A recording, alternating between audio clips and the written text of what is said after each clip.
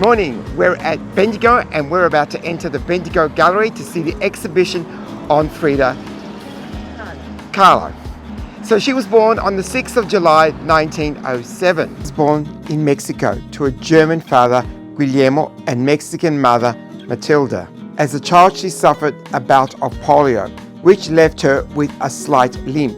But at the age of 18, Frida was tragically involved in a violent accident when a bus collided with the tram, and a handrail impaled her pelvis, which created a lot of suffering for the woman.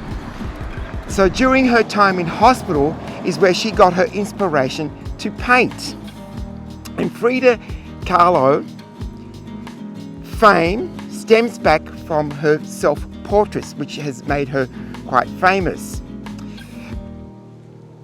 So her unique portrait of Mexican culture, her strong feminism and political stances brought her admiration for her resilience in the face of adversity, her unwavering individuality and her bold, vibrant artistic style.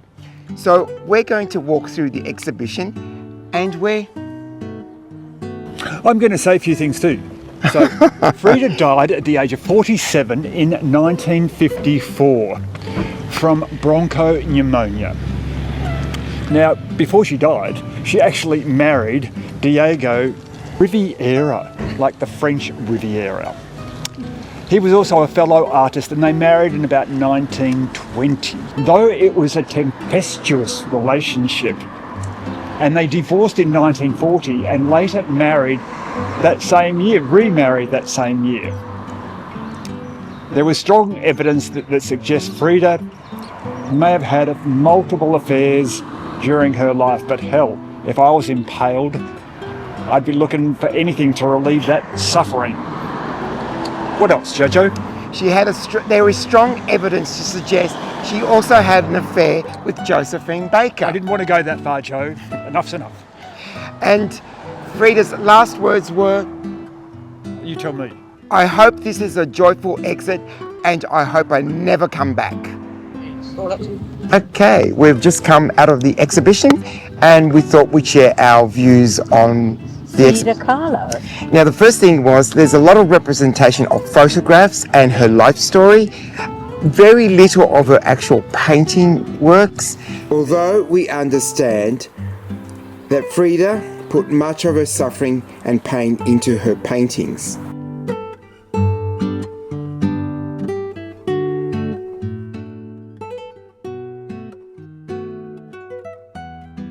And some of her clothes are actually throughout the exhibition.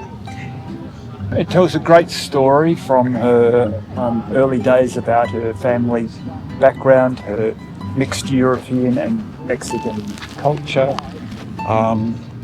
Her life became traumatized when she was in a bus tram accident, and that you can see has influenced her life. Her marriage and the support from Rivera is reflected along the way. Her exhibitions in both New York and Paris. So she looks at the French in a very different way. And the Londoners? Well, she didn't get there. She had no desire to get to London because of what she experienced in Paris. I would rather sit on the floor in the market of Toluca and sell tortillas than have anything to do with those artistic beaches in Paris. And the gringos up north in the USA, Gringoland.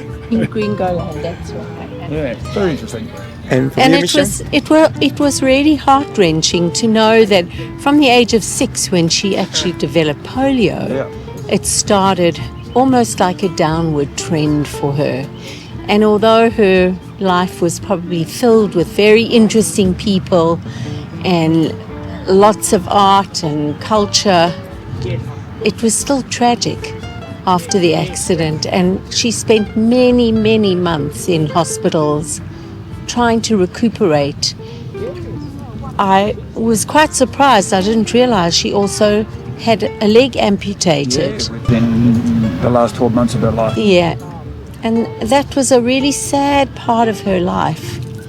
It doesn't really show much about the infidelities on both sides, but it actually shows the love that they had for each other, Diego and Frida. Although once he dabbled in her sister's life, I'm not so sure I would have gone back. I think she relied on him financially because her art didn't really take off until after she passed away. And she didn't paint that much in respect to other artists. It compared her to Van Gogh or Van Gogh, who had actually painted over 800 pieces, and she had only painted 50 or 60 odd pieces.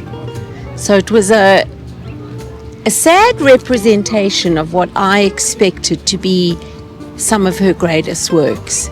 But they are represented in photographic form, so I guess we've seen some of her work. So Okay. I don't know if she put herself actually out there or if people put her out there. I think her husband was the person who sort of brought her into light. Otherwise, she would have faded in the background. Okay, well, that's all from us today, and I hope you enjoyed the review and the few pictures that I have shown you. So bye from us, and we'll see you on the next adventure. Bye.